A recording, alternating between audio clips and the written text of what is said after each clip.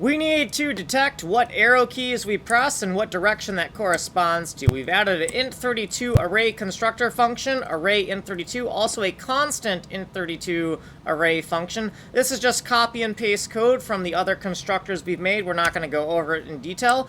This is constants for the arrow keys, so the first and last arrow key, and the individual key codes for those arrow keys.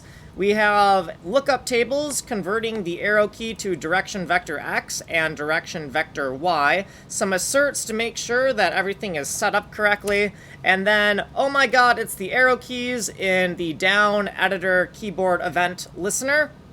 And we're going to make sure that the arrow key is between 37 and 40, which is the key code for that. And if that's true, it is the arrow key. We're going to zero out that value to get a zeroed out arrow key number. And then we're going to convert that zeroed out arrow key number to an X and Y direction vector. And then eventually we're going to call the panning code with that direction vector. But we've already done enough in this video. We got some tags here, and this is what we did in this video.